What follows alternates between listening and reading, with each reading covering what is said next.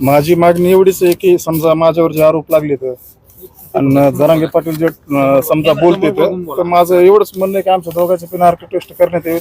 जेवढ्या चौकशात CBI असेल, narco taste असेल, SIT असेल, ED असेल, ह्या साऱ्या चौकशा लावण्यात याव्यात. ह्याच्यात जर मायावर जर काय गुन्हा सिद्ध झाला तर मी ती शिक्षा भोगायला तयार आहे. आणि जर नाही गुन्हा सिद्ध झाला तर मग ह्याचे परिणाम त्यांना भोगावे लागतील. काय आरोप केले माझ्यावर त्यांनी सुपारीचा आरोप केला.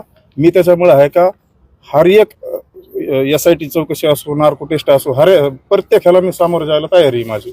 आणि त्यांच्याकडे दुसरी गोष्ट म्हणजे दादा गरुडने जे रेकॉर्डिंग दिल्या तर त्या सुद्धा व्हायरल करा मला. त्याच्यात तुमच्याकडे कुठं तुमच्या सुपारीचा विषय, त्यांच्याच पुराव्याविषयी दादा गरुड मला बोलत होता आणि मला ते करायचं बी नव्हतं. मी दादा गरुडला म्हणत होतो त्या रेकॉर्डिंग माझ्याकडे दे, मी तुला पैसे देतो. धनंजय मुंडेचा माझा कुठं CDR मध्ये कुठं संबंध नाही आला, काय नाही. आणि माझ्यावर जे आरोप लागले ते सिद्ध होते ना SIT चौकशीत आणि नार्को टेस्ट मध्ये. कोर्टाने जामीन दिला तुम्हाला, काय कोर्टाने निरीक्षण नोंदवलं, काय म्हणले कोर्ट तुम्हाला? काहीच आढळलं नाही त्याच्यात. ते चार्जशीट द्यायचं का तुम्हाला? ते चार्जशीट बघा त्याच्यात जर काय. आणि दुसरी गोष्ट ह्यांच्याकडे रेकॉर्डिंग आहे. दादा गरुड ह्यांना जाऊन भेटलं, धनंजय मुंडे साहेबाला तिथून कॉल करतो दादा गरुड. म्हणजे ठरून कार्यक्रम आहे का हो? आणि माझा जर कुठं CDR मध्ये कुठं फोन मध्ये धनंजय मुंडे सोबत जर माझं जर काय असेल तर काढा ना ते. विनाकारण मला 3 महिने आतमध्ये टाकलं. मी आतापर्यंत मी समाजासाठी काय नाही केलं. माझं नाव कशामुळे बदनाम करायचं? मी ह्यांच्यासाठी काय नाही केलं आजपर्यंत. 2013ला मी मुंबईला माझ्या गावातून बैलगाडी वडीत नेलेली. माझ्या पायात चप्पल सुद्धा नव्हती, बैल नव्हते, स्वतः मी समाजासाठी वडीत नेलेली. तुमच्यावर अशी गंभीर आरोप करण्याचं कारण काय असतं? तुम्ही जरांगेचे जुने साथीदार आहात. इतक्या वर्षात तुम्ही कोपर्डीच्या पासून तुम्ही सोबत आहात. मग तुमच्यावर आता का आरोप केले असेल असं वाटायला लागलं तुम्हाला? नेमकं काय पार्श्वभूमी इतकं नाव गुंतवलं? मग ते SIT चौकशीमध्ये नार्को टेस्ट मध्येच कळलं ना माझ्यावर कशामुळे आरोप केलेत. तेच तुम्हाला हवं? हा, मला तेच हवंय. माझी मागणी SIT, narco test, ED, CBI sir त्यांची आणि माझी व्हायला पाहिजे. ह्याच्यात कुणी कुणाकून काय गबाळ घेतलंय, मी जर काय घेतलं असलं तर मी ती शिक्षा भोगायला तयार आहे ना. तिथं तर झाकणार नाही ना काही. मी जर कुणाचे 2-5 रुपये घेतले असले तर मी सिद्ध होईन त्याच्यात. त्याने घेतले असले तर ते सिद्ध होते ना. कुणी गबाळ घेतले असून त्या शिष्टमंडळामधले निघल ना एक त्या चौकशीत निघल कुणी काय घेतलंय काय नाही. ते झाकण्यासाठी हे प्रकरण घडवलं का? असं ते झाकण्यासाठी मला काय माहित झालं तर त्याच्यामुळे मला गुंतविलं. आणि काय सिद्ध झालं ह्याच्यात गुंतून? माझं विनाकारण नाव बदनाम केलं. माझं सारी चव्हाट्यावर इज्जत आणली. अख्ख्या महाराष्ट्रामध्ये मी समाजासाठी एवढं हे करून बी जेव्हा ह्यांच्यावर टाइम आला तर सारे फुटले होते. मी ह्यांच्या बाजूने बाईट दिली. मला नव्हते का पैसे भेटत त्या टायमाला? आणि 50 लाखात मी सुपारी घेईन. 2 कोटी म्हणले. हो ना, ते पोरगा म्हणतो ना मला 1.5 कोटीच बाद झाले, तुम्हाला 50 काहीतरी असं बोलला ना ते. पण मला त्याच्याकडूनच रेकॉर्डिंग घ्यायच्या होत्या ना. त्या काय ह्यांच्या विरोधातल्या रेकॉर्डिंग होत्या. अनेक बी आहेत त्यांच्याकडे त्या दादा गरुडने रेकॉर्डिंग दिलेल्या. त्यांना मला करा व्हायरल. त्याच्यामध्ये जर कुठं असेल सुपारीचं तर उद्या चौकशी होणारच. SIT, नार्को काय असेल ते. तुम्हाला का गुंतवलं असं वाटायला तुम्हाला? म्हणजे तुमच्या मनात काय शंका आहे? माझ्या मनात शंका काय, मी त्यांना वाटलं असेल ह्याला सर आपलं काही माहीत झालं असेल, आपण काय केलंय काय नाही, त्या हिशोबाने मला गुंतलं असेल. आणि माझी तर समोर जायला आहे ना. मी कोणची चौकशी असून तर मी जातो ना सामोरे. मी काही केलंच नाही तर मी माझ्यावर धब्बा लावून कशामुळे घेऊ एवढा मोठा समाजाचा डाग?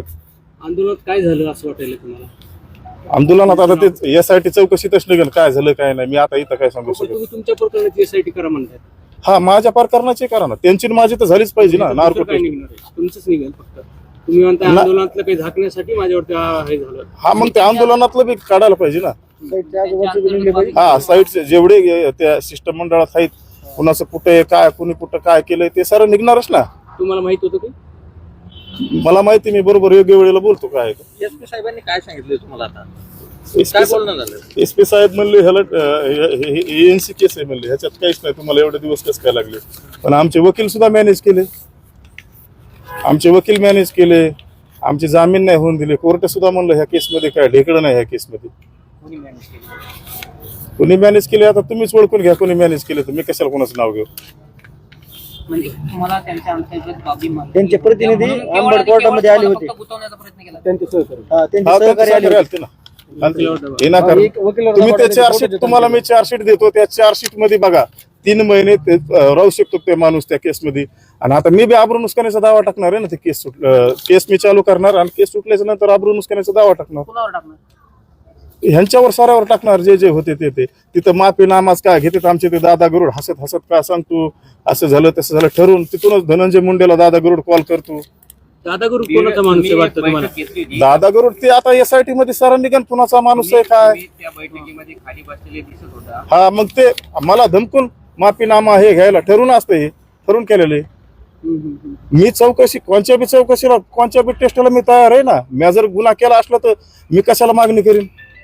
कोपर्डीचं काय इतिहास आहे? तुम्ही कोपर्डीत बरोबर होता जरांगे पाटला बरोबर, आता काय झालं बिनसला? कोपर्डी मध्ये मी शिक्षा काढली, पाटलाने नाही काढली. मी शिक्षा काढली, 20 महिने जेलला होतो, 5 वर्षाची शिक्षा लागलेली मला, जामीन सुद्धा नाही झाला.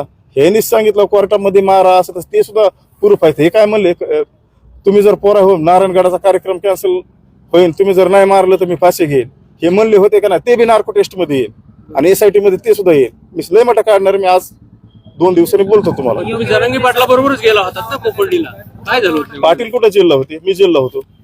पण गेले तर सोबत होते, त्यांनीच नेलं ना तुम्हाला का नाही? त्यांनीच नेलतं ना, दुसरा कोण नेणार? साऱ्याच त्या शिष्टमंडळावर ज्यांनी मला टॉर्चर केलं त्यांच्यावर साऱ्यावरच. मग ते ज्यांनी तक्रार दिल्या त्यांच्यावर आबरू नुकसानीचा दावा टाकणारच ना मी. म्हणजे योग्य वेळी तुम्ही सर्व पुरावे आता देणार आहे. हा 22 आमदार सुधारलेले जाईल. तुमचं काय अंक म्हणजे आज पुढे काय सांगणार? म्हणजे तुम्ही आता म्हणते की मी 2 दिवसांना अधिकच बोलणार आहे. काय? 2 दिवसाची नार्कोची मुदत दिली मी 2 दिवसाची. बरं.